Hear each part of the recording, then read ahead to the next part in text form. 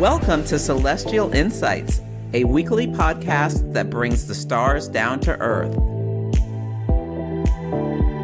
I'm your host, astrologer, coach, and intuitive Celeste Brooks. My purpose is to provide practical, unique, and insightful guidance to help you navigate the energies of the week like a boss. Hello, this is Celeste of Astrology by Celeste, and on this episode, I will discuss the astrology for the week of August 11th, 2024. But first, I want to take a look back at some of the stories from the Olympics and how the astrology showed up. So I've talked, I think, a couple of times about my concern about people swimming in the Seine River, which we knew had a lot of pollution despite the $1.5 billion that France has put into cleaning it up, because the astrology was Mars, which competes, conjunct Jupiter, which rules awards like the medals, is squaring Saturn in the sky. And Saturn in Pisces is like contaminated water. And swimmers from Belgium and Switzerland dropped out of the triathlon on the day of Mercury retrograde, that Mercury went retrograde in Virgo, because they got sick from swimming in the Seine. Virgo rules health matters, and with retrogrades, it can be delays, conflicts, the collapse of anything contemplated. So there was the collapse of the contemplation of them swimming because of health issues. Now, Simone Biles fell off the balance beam on Monday, the day after Mercury went retrograde, and it went retrograde opposite her ascendant. So I was really wondering how this was going to show up. And so did Suni Lee, also an American gymnast, had a fall. And it made total sense. There's something about, with the retrograde, slow down mental processes or reaction times is something that can be involved with. And Mars is in Gemini. Gemini does things twice. So there were these two accidents where these gymnasts fell off. Thank goodness they weren't seriously hurt. They were fine, but they didn't place in the balance beam competition. So that's another way we saw Mercury retrograde, the mistakes and accidents. Rebecca Andrade, I hope I'm saying her name right. She's from Brazil. She won gold on the floor despite 3 torn ACLs. So I don't know how you can compete with torn ligaments, but she did it and she won gold. And Simone and another American gymnast kind of bowed to her. It's an iconic photo, her standing on the podium, and it was like she was Jupiter in Gemini, Rebecca, the one who won the award, the one who won gold, and the bronze and silver medalists were bowing to her. And that was kind of like the bowing to two people. The Gemini does things twice to the god who won the gold medal. So I loved that. There was also a scandal in women's boxing on the day Venus squared Uranus and the moon was in Cancer, where boxer from Algeria was boxing with, I think the other one was from Belgium, and the Algerian boxer hit the Belgian boxer twice, and then she stopped the fight and started crying, moon in Cancer, crying because she was scared because she'd never been hit so hard. And the boxer from Tunisia is a woman, but she has abnormally high testosterone, and there were accusations of her being trans, which my understanding is she's not trans, but just has high testosterone. And so there was a lot of nastiness that went on around that. But Uranus ends things quickly. It's sudden breaks. And Uranus does rule things like trans people. But Venus square Uranus, this female boxer accused of being trans, and apparently, because her testosterone levels were unusually Uranus high.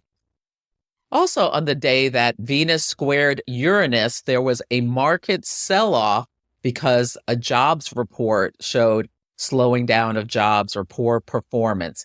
Mercury was in Virgo. Virgo is a sign that rules like workers and jobs, and Venus square Uranus, a sudden reversal of the market, and it started going down.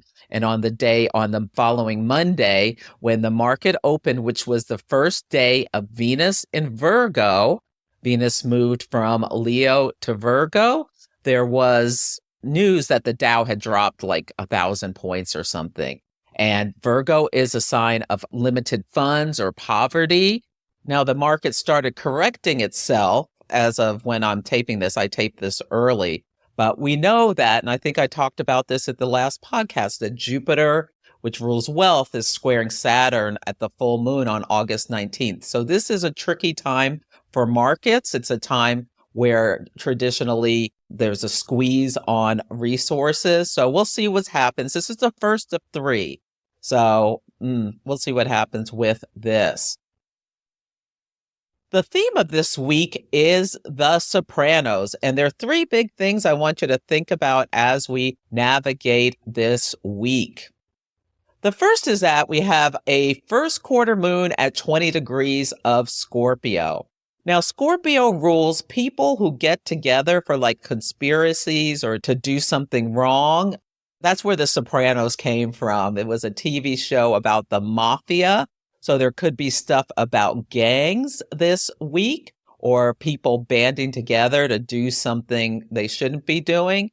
And it might be about stealing or money. It's so interesting. Astrologer Caitlin Mulder alerted me to the fact that Saturn and Pisces often corresponds to art theft. So we'll see if there's some big kind of paintings stolen this week. I'm getting like an Ocean's 11 vibe from it. Ocean's 11 was when they were stealing from the casino. And I actually had kind of predicted on Threads, I write my predictions, there might be a casino heist, but it makes sense that it could be an art heist. Scorpio is a water sign. It's in its fixed energy. It's intense. It's a sign of death and rebirth, of transformation, regeneration. Like people with strong Scorpio energy can be healers or have the ability to heal themselves from illnesses with the force of their will. This sign is associated with big wealth, shared assets. First quarter moons are times of action. I'm really concerned about the escalating tensions in the Middle East because Mars rules Scorpio, and right now it's conjunct Jupiter, and Jupiter makes everything bigger. So a conflict getting bigger at the first quarter moon in Scorpio is a possibility. Let's hope not. There's so much chaos going on around the world. It's concerning. There's riots in England, right-wing riots in England. Bangladesh has overthrown their leader, but it sounds like they're getting a better one back. Guatemala. It's not Guatemala, it's Venezuela. They're fighting over who won the election. And people are in the streets. So there's a lot of intensity. And with this energy of the first quarter moon in Scorpio, it can be even more amplified. But Scorpio is a sign of strategy. So this is a great time to think about your strategic actions that you're taking. Like, how can you stay the course despite difficulties, or when it's time to hang it up and put it in? Positive Scorpio energy can rise like a phoenix from the ashes and know when it's time to cut your losses and move on. Looking at the moon phase family, there was a new moon seeded last November 13th of 2023 where the sun and the moon were both at 20 Scorpio. Here we are August 12th at the first quarter moon, where the sun is in Leo and the moon is in Scorpio. This is going to be on Monday. The full moon of this phase will be the sun in Taurus, moon in Scorpio, both at 22 degrees on May 12th, 2025. And the last quarter moon, sun in Aquarius, moon in Scorpio, February 9th of 2026 at 20 Scorpio. This is a really tight one. It's only like 2 degrees. So if you have anything, especially around in Scorpio or around fixed signs, there could be a story for you. Oh, I definitely have to go back and look and see what happened. because my Mercury's at 21 Taurus. So I have to look and see what happened last November. The sun at 20 degrees of Leo, the tarot's correspondence is the Seven of Wands card. And this is a card of challenge and perseverance. And the Sabian symbol is intoxicated chickens dizzily flap their wings trying to fly. And so you can think about when you're doing something new where you don't exactly have your footing, it can be really frustrating trying to get going. And the moon at 20 Scorpio, that's the Seven of Cups card, where the person's, there are all these cups, all these choices. It's almost like there's too many choices. It can also have a little bit of a wishful thinking imagery with the Seven of Cups. Also something that could just be a fantasy. The Sabian symbol is obeying his conscience, soldier resists orders. So to me, like bringing these two together, you can think about, we may see a story in the news about someone who refuses to fight in a conflict. You can use this energy with the chickens flapping their wings. It's like when you first start doing something new, it's hard to learn exactly what you're doing. But if you keep trying, you can get over the hump. And so I feel like there's something about choosing peace. So if someone tries to engage you in the same old conflict with Mercury retrograde, I wrote down exit right. It's not worth the energy. Like the chicken, they're just flapping their wings, flapping their lips again about the same old thing, same story, different day. It's probably best just to exit left because you're not going to get anywhere with this energy. I also wrote down maybe there'll be another Boeing whistleblower or a story about Boeing, the aircraft carrier company, because the wings gives me plane imagery. I certainly hope it's not the bird flu. We hear that the bird flu is more serious than we thought. I also wrote down FDA, the Food and Drug Administration. We'll see if there's something about that.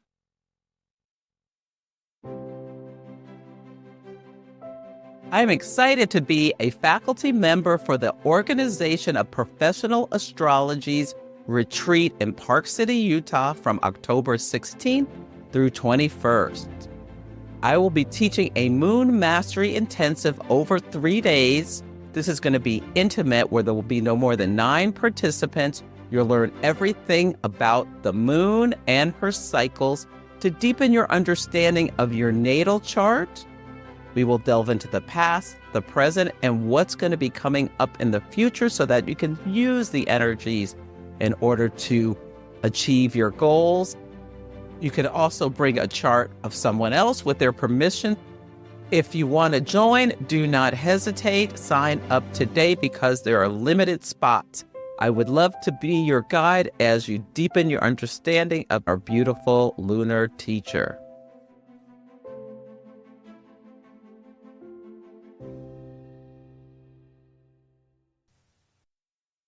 The next thing I want to make you aware of is that Mercury retrograde is doing something really interesting this week. It's retrograde at 0 degrees of Virgo, and it's going to make a quincunx with Pluto at 0 degrees of Aquarius. And then it's going to slip back into Leo and make a quincunx at 29 degrees of Leo with Neptune at 29 degrees. And so it's going to make this yod pattern, which is like you've been pointed at and Mercury retrograde is being pointed at. So this could be some kind of like the heist energy where people are planning, like a group of people. Aquarius is the group. Pluto, they're up to no good under the Scorpio moon. They're coming together to, I think they're stealing wealth, or this could be when they try to steal the art. Is the imagery I'm getting with this. Because Neptune in Pisces, you get the illusion of art. Leo, 29 Leo is royalty. This will be interesting to see how this shows up. I wrote down a commutation of sentences for drug offenders. So Neptune's forgiving. It also rules drugs, and I got the imagery of Mercury retrograde, reversing drug sentences for a group of people. Could be something that comes up this week. The last thing I want to make you aware of is that we have some difficult energy this week, in that Mars is at 15 degrees of Gemini, Jupiter's at 16 Gemini, and Saturn's at 17 Pisces. So essentially, Jupiter is sandwiched between the malefics. So this energy essentially is about being between a rock and a hard place. So the rock would be Saturn and the hard place would be Mars. Now, we've had all this cheerful, jubilant energy as Mars has been approaching Jupiter, and we've had the Olympics and the launch of the Harris Wall campaign and a lot of excitement. But now we're going to see more of the negatives about Mars coming to Jupiter and then squaring Saturn in terms of, Mars achieves and strives and brings success and all that kind of stuff. But it also brings conflict and fighting. Yeah, it's the planet of war. And Jupiter is a benefic, but it's really weak in the sign of Gemini because it's the sign of his detriment. It's harder to do the things that Jupiter is really good at in terms of bringing blessings and investing in when it is weak in the sign of its detriment. And then Saturn is hardship. Saturn controls, restricts, denies, rejects, and excludes. Mars can sever and separate, and Jupiter can just make everything bigger. So Jupiter being besieged between the two malefics is really tense, and it's at the first quarter moon. We have Mercury at the top of this yacht and Jupiter besieged. So there's a lot of potential for conflict this week. And last week, Taylor Swift canceled 3 of her concerts because there was people in Vienna planning a terrorist attack against the concerts. And I'm sure like Mars, Jupiter attacking a celebrity Jupiter, as well as the concert is a very big event, Venus on steroids kind of thing. So that totally made sense that was the timing. Thank goodness Mercury retrograde, the plot they intended to execute was revealed. But one of the things that retrogrades bring, in addition to exposing things that are hidden, is the collapse of anything contemplated. So there were 3 concerts they're just done, and people are going to get their money back, but they're never going to get the chance, at least in Vienna at this time, to see Taylor Swift. So things like that, attacks being planned. I think I'm feeling a lot about like robbery energy, about like trying to steal the artwork, or the Vegas, like Las Vegas, trying to rob a casino kind of energy is what I'm getting with this. But what Saturn can do is bring these plans to a halt. So I think what we're going to be seeing is more criminals stopped in their tracks. They've got this big plan they think is so brilliant, and they're likely going to be idiots, and they're going to get caught. And then we may be finding more out about, with Mercury retrograde, purging of voter rolls, truth coming out, deceptions being revealed. Maybe there's some plans about mail, I think is something that, trying to stop people from voting by doing something to mail. So that could be coming out as well, especially if you're a Pisces or a Sagittarius, rising, sun sign, moon sign, or just have like a stellium in either of these signs, meaning a concentration of energy. You may be feeling somewhat boxed in. So just be aware if you're feeling a little anxious, and try not to be impulsive, because Mars coming to meet Jupiter, which rules your Pisces and Sagittarius placements, can be agitating, can have you feeling like, notice if you're feeling a little anxious with all that air, all that Gemini air. And Saturn and Pisces, you can use disciplined practices like meditation to help you ground. I think it's a great thing you can do. Really good time to slow down and not rush, because, I wrote down tripping over your shoelaces. Yeah, it could be something that comes up for people. So this is just some intense energy. Hoping, with the financial stuff, we're not going to be seeing more bad financial news. But when you see all these stories around the world, the riots, the right-wing riots in England, in Bangladesh, the people overcoming the government, it's like, this is the energy. Mars, conflict, anger, war, conjunct Jupiter, making it a very bigger in an air sign. Air signs are humane. Gemini, a bunch of people coming together to fight against boundaries, that the Saturnian boundaries. Saturn is also the authority. Yeah. So we'll be seeing that. So there's the energy is a bit intense, but for most people, it'll be like maybe just nervous energy, maybe just frustration, rushing. Watch out for like cutting your fingers with a knife, could be something. A Gemini rules the hands. Be careful with your lungs. Mercury rules the lungs, but Gemini also has associations with that. So keep that in mind, like smoke inhalation. Yeah. This is a great time to check your smoke detectors, make sure they're working, as well as, I had one of my smoke detectors. I had to change the batteries as Mars coming to Jupiter. Mars is like power battery sorts of things. And it's so interesting. I'm just going on and on about this transit because all this air, it's too much air. If you are embarking on a new journey, experiencing a major life event, feeling stuck, trying to make a difficult decision, or just looking to make positive changes, astrology can provide life-changing insights. There are several ways to work with me. You can come for a 30, 60, or 90-minute astrology consultation depending on your needs. Ask me a burning question and I'll record a video for you. Engage in longer-term cosmic success coaching where we work together on a 3-month basis to help you overcome blocks, improve your life satisfaction, build better relationships, accomplish your career goals, and understand yourself better using the tool of astrology. Or mystic mentoring if you're an aspiring astrologer and want help with chart analysis techniques.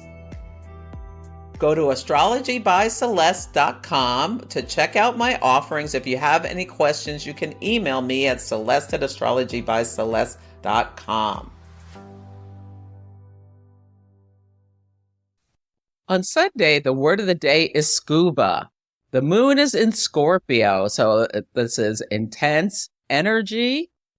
I just get someone scuba diving. Yeah, it could be you in your psyche. With Mercury retrograde, you can be reviewing the past and get some kind of insight, particularly about relationships. Venus is in Virgo and it's quincunx, the North Node. So like someone may say something to you. The North Node's in Aries. They're both at 7 degrees. Ooh, I might get some insights or hits. Yeah, this is activating my chart. So quincunxes can move you into new situations where you release and let go of something. And Venus and Virgo, ooh, maybe I'll get on the scale and pass out or something like that. I haven't gotten on in a couple days. I better get on before Sunday. Anyway, this could be, if you're scuba diving, double check, triple check your equipment, because I can totally see someone making some kind of mistake with Mercury retrograde and not hooking it up right, and somebody's down in the deep and they're out of air. Yeah, that could be something that could happen with this energy. Let's hope not. On Monday, the word of the day is decency. Like, I feel like this is like an indecent proposal in Las Vegas. That's a great movie with Demi Moore and Woody Harrelson. Like, you come out of your hotel room in Vegas and, ooh, like, I don't know. Anyway, you and a sexy stranger, ooh, kind of, it's like a meet cute and it's really intense. And like, the passion begins quickly. There's going to be a first quarter moon at 20 Scorpio at 8:18 a.m. Pacific time. Scorpio is very sexy energy. Mars is sesqui-square Pluto too. This could be, ooh, like you meet somebody and they make your pants dance and you think about, well, you're off to the races. Tuesday's word of the day is mix-up. The moon will enter Sagittarius at 3 a.m. Pacific time. Now, this could be like you're planning to meet the person you met in the elevator, but the moon squares Mercury on this day and your wires get crossed because Sagittarius is fire energy, like kind of like it's mutable energy, not really paying attention. And you thought they said 2 p.m. and they said 3 p.m. or something like that. You get your wires crossed. So make sure you're paying attention on Monday when you meet the sexy stranger, because there can be communication crosses on Tuesday. On Wednesday, the word of the day is outage. This is the day Mercury in Virgo is quincunx Pluto in Aquarius. Mars meets Jupiter at 16 Gemini, and Mercury backs into Leo at 29 degrees of Leo. So this energy to me is like power is out. And I know there's hurricanes raging and all sorts of things, but yeah, it's like power's out or a big fight or something like that. Yeah. Oh, or yeah, like this could be internet or like a site could go down or something like that. On Thursday, the word of the day is Jaws. And this gave me the thought about the movie Jaws, but there could a lot of things that could relate to. The sun in Leo is trine Chiron in Aries at 23 degrees. And Chiron can wound or it can heal. So keep that in mind. And there could be a spotlight on the tender parts of ourselves. The Aries is a sign of the self. Mercury on this day is quincunx Neptune. Mercury's in Leo, quincunx Neptune in Pisces. They're both at 29 degrees. This is the day that somebody could be going scuba diving and or like you get back to the cruise ship late because you weren't paying attention to the time and the boat is gone. Yeah. So think about that. Really pay attention to the time if you're on a schedule. With Mercury now back in Leo, it's not in domicile anymore. So the retrograde is going to potentially bring more of the difficulties of reversals and delays and the collapse of things that were contemplated. The moon will enter Capricorn at 10:50 a.m. Pacific time, and this is a sign of the moon's detriment. It does not like to be in Capricorn. Could be a day where someone could be flapping their jaws and getting into an argument, with someone because they say something cruel. And we're off to the races and also Mars in Gemini is square Saturn and Pisces, both at 17 degrees. Somebody's flapping their gums at their boss and you're fired kind of thing. Because Mars is the gas, Saturn's the brake. So keep that in mind. This could be a day where someone gets fired for sure. I see fighting in the water, accidentally swallowing water and getting it in your lungs. And I wrote down, and yeah, if you're swimming or doing anything, just be very mindful about not drifting out too far because there's the risk of Saturn in Pisces, trouble, problems, hardship in water. On Friday, the word of the day is dinosaur. We have a gibbous moon at 9 degrees of Capricorn. And this is a great day to check your eyes, like if you need to go to the eye doctor, because Fasces is a fixed star that's right at 9 Capricorn. And it's a degree of about poor eyesight. Yeah. And this is as well. This energy is a bit intense. Yeah. And the moon is making a hammer of Thor with Mercury in Leo and Uranus in Taurus. So there is energy for conflict. And I wrote the word of the day is dinosaur. It's like some old person makes a comment that's like so out of line for the times now. And, somebody may go ballistic because they say something that's considered offensive or use a word that is not, we're not supposed to use anymore. So, and that Mercury square Uranus can be like just someone popping their cork about it. On Saturday, the word of the day is kinky. Venus is sesqui-square Pluto. I got like bondage, dominatrix vibes. Yeah, I think I'm back in the Las Vegas hotel kind of thing. So, you may get an indecent proposal with that Mercury square Uranus to do something in the bedroom that maybe it's, it's a lot of fun or something like that. That's what I'm getting with this. Maybe because the mood, it's a Scorpio mood on Monday, that first quarter moon, which is a time of action. And there's this action energy about, let's get it on, as the song in my head. And then the moon enters Aquarius at 2:44 p.m. Pacific time. And Aquarius is fixed air, and Aquarius, like doing something a little different, could be in line with that. This is great energy to go out with your friends and have a good time with this, or do something for charity would be a great thing to do with the moon in Aquarius. Or maybe if you're interested in voting or elections, getting involved and helping your candidate to get elected. That's a great thing to do, signing up to be a poll watcher or something like that. So that's it for this week's episode. Feel free to email me at celeste@astrologybyceleste.com with any astrology in action stories, or let me know how the daily themes are playing out for you. Take care, and I'll catch you next week. Thank you for listening to Celestial Insights. To learn more about my work, please visit my website, astrologybyceleste.com, where I offer personal readings, horary consultations, cosmic coaching, group events, and classes to help guide people to higher levels of fulfillment. You can also find me on Instagram, YouTube, TikTok, and Facebook at Astrology by Celeste. If you enjoyed Celestial Insights, please help others find the show. Follow, rate it 5 stars, or write a nice review. I would so appreciate it. I'm astrologer, coach, and intuitive Celeste Brooks, and I'll be back next week.